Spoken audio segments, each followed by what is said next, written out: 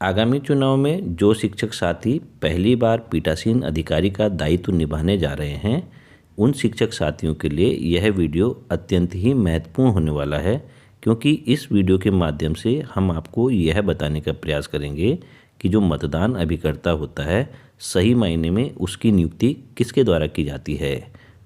पिछले चुनावों को कराने के अनुभव के आधार पर हम यह कह सकते हैं कि जो शिक्षक साथी पहली बार पीठासीन अधिकारी का दायित्व निभाने जा रहे हैं, जब वे मतदान से एक दिन पूर्व पोलिंग बूथ पर पहुंचते हैं तो उस समय उनको कन्फ्यूजन की स्थिति हो जाती है कि आखिर जो पोलिंग एजेंट्स हैं उनकी नियुक्ति कौन करेगा। तो यह कन्फ्यूजन की स्थिति इतनी बढ़ जाती है कि वे अपने साथियों से भी फ़ोन करके यह पता करने लग जाते हैं, परंतु कन्फ्यूजन बना रहता है। आपकी स्क्रीन के सामने जो यह फॉर्मेट दिखाया जा रहा है, यह पीठासीन अधिकारियों को भी दिया जाता है। तो पीठासीन अधिकारी यह सोच लेते हैं कि जो यह फॉर्मेट दिया गया है तो मतदान अभिकर्ताओं की नियुक्ति उन्हीं के द्वारा की जाएगी, परंतु ऐसा बिल्कुल भी नहीं है। मतदान अभिकर्ताओं की नियुक्ति का अधिकार केवल चुनाव लड़ने वाले कैंडिडेट को ही है, या चुनाव लड़ने वाला कैंडिडेट किसी को अपने सिग्नेचर की पावर ऑफ अटॉर्नी दे दे अगर, तो मतदान अभिकर्ताओं की नियुक्ति का अधिकार उस व्यक्ति को चला जाता है जिस पे कैंडिडेट अपनी पावर ऑफ अटॉर्नी दे देता है।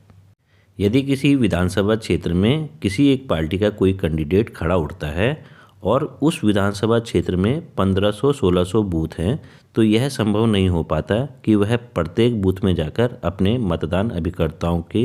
नियुक्ति पत्र में हस्ताक्षर करता फिरे। इन्हीं को देखते हुए वह कैंडिडेट अलग अलग पोलिंग बूथों के लिए अलग अलग व्यक्तियों को अपना पावर ऑफ अटॉर्नी दे देता है सिग्नेचर के, ताकि वे उन बूथों में अपने मतदान अभिकर्ताओं की नियुक्ति कर सकें। जो पोलिंग बूथ उनके लिए मुख्य होता है, उस पोलिंग बूथ में कैंडिडेट अपने मतदान अभिकर्ताओं की नियुक्ति के लिए हस्ताक्षर स्वयं भी कर सकता है। जिन व्यक्तियों को चुनाव लड़ने वाला कैंडिडेट या अभ्यर्थी अपने सिग्नेचर की पावर ऑफ अटॉर्नी देता है, उन व्यक्तियों को निर्वाचन अभिकर्ता के नाम से पुकारा जाता है, और इन व्यक्तियों या निर्वाचन अभिकर्ताओं के पास यह पावर होती है कि वह संबंधित कैंडिडेट के मतदान अभिकर्ताओं की नियुक्ति संबंधित पोलिंग बूथों में कर सकें। तो जो यह फॉर्मेट आपकी स्क्रीन के सामने दिखाया जा रहा है, यह पीठासीन अधिकारियों के पास भी उपलब्ध रहता है, और जो मतदान अभिकर्ता है उनके पास भी यह फॉर्मेट उपलब्ध रहता है, जिसमें उनके निर्वाचन अभिकर्ता के हस्ताक्षर होते हैं और उनके द्वारा ही नियुक्ति दी जाती है। तो पीठासीन अधिकारी का केवल कार्य यह है कि इस नियुक्ति पत्र को हस्ताक्षर को वेरीफाई करके उनकी नियुक्ति को बहाल करना। यह ठीक उसी प्रकार से है जैसे राज्य लोक सेवा आयोग के द्वारा प्रवक्ता साथियों की नियुक्ति की जाती है, लेकिन उस नियुक्ति को बहाली संबंधित विद्यालय का प्रधानाचार्य वेरीफाई करके करता है। ठीक इसी प्रकार यह नियुक्ति चुनाव लड़ने वाला कैंडिडेट या अभ्यर्थी करता है, या उसके द्वारा बनाया गया अपना निर्वाचन अभिकर्ता इन नियुक्तियों को करता है। जो भी व्यक्ति मतदान से एक दिन पूर्व आपके पोलिंग बूथ पे आके मतदान अभिकर्ता होने का दावा करता है, उसको यह नियुक्ति पत्र संबंधित पीठासीन अधिकारी को अवश्य दिखाना पड़ता है। इस नियुक्ति पत्र को देख के संबंधित पीठासीन अधिकारी निर्वाचन अभिकर्ता के हस्ताक्षर का वेरिफिकेशन करता है। हस्ताक्षर के वेरिफिकेशन के लिए रिटर्निंग ऑफिसर के द्वारा पीठासीन अधिकारी को निर्वाचन अभिकर्ताओं की एक लिस्ट दी जाती है, और उसमें उनके नमूना हस्ताक्षर होते हैं। हस्ताक्षर के मिलान होने के पश्चात पीठासीन अधिकारी मतदान अभिकर्ता को यह इजाज़त देता है कि वह इस पोलिंग बूथ में एज ए पोलिंग एजेंट का कार्य कर सकता है। पोलिंग एजेंट की संबंधित बूथ में बहाली करने के पश्चात पीठासीन अधिकारी इस नियुक्ति पत्र को अपने पास सुरक्षित रख लेते हैं, और जो असांविधिक लिफाफा होता है उसमें जो पोलिंग एजेंट्स की नियुक्ति पत्र जाते हैं, उनमें यही नियुक्ति पत्र जाते हैं जो मतदान अभिकर्ता बना व्यक्ति अपने साथ लेकर आता है। तो यह शंका बिल्कुल भी न रखें कि ये पूरा का पूरा फॉर्मेट पीठासीन अधिकारी द्वारा भरा जाएगा। यदि आपके पोलिंग बूथ में कोई ऐसा व्यक्ति आता है जो किसी कैंडिडेट का मतदान अभिकर्ता तो बनना चाहता है, परंतु उसके पास वह फॉर्मेट उपलब्ध नहीं है, तो पीठासीन अधिकारी उस समय उसको यह फॉर्मेट उपलब्ध करा देंगे तथा उससे यह निवेदन करेंगे कि वे बाहर जाकर इसमें जो भी निर्वाचन अभिकर्ता उनके हैं उनके हस्ताक्षर लेकर आएं और साथ में इसको फॉर्मेट को भर के लाएं।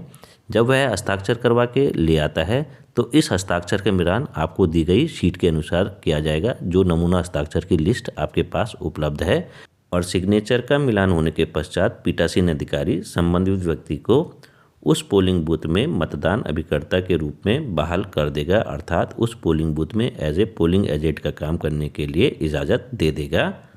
परंतु एक बात का आप विशेष ख्याल रखें, यह मतदान अभिकर्ता जब भी पोलिंग बूथ के अंदर रहेगा बैठा हुआ तो उसके लिए फ़ोन का प्रयोग करना पूर्णतः निषेध रहेगा और वह फ़ोन भी अंदर नहीं ला पाएगा। तो इस चीज़ का आप लोग विशेष करके ख्याल रखें। साथ ही रिलीवर आने की स्थिति में मतदान अभिकर्ता अपने साथ लाई हुई निर्वाचक नामावली की प्रति को बाहर नहीं ले जा पाएगा बूथ से। उसको यह बोला जाएगा कि इस प्रति को आप अंदर ही रखें, इसको आप बाहर ना ले जाएं। मतदान समाप्ति के पश्चात जो मतपत्र लेखा होता है 17 उसकी एक प्रति मतदान अभिकर्ताओं को भी पीठासीन अधिकारी के द्वारा दी जाती है। तो पीठासीन अधिकारी महोदय इस चीज़ का विशेष ख्याल रखें कि जो मतदान अभिकर्ताओं को प्रति दी गई है प्रारूप 17 की और जो आपके पास मतपत्र लेखा 17 है उसके अक्षरों में शब्दों में कोई भी मिसमैचिंग ना हो अंकों में। तो इस चीज़ का आप विशेष ख्याल रखें, क्योंकि जब काउंटिंग होती है वोटिंग की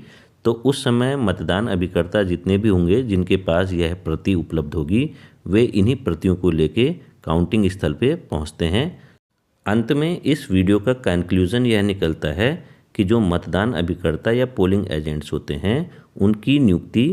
जो चुनाव लड़ने वाला कैंडिडेट है या तो उसके द्वारा की जाती है या निर्वाचन अभिकर्ता के द्वारा की जाती है। जो पीठासीन अधिकारी होते हैं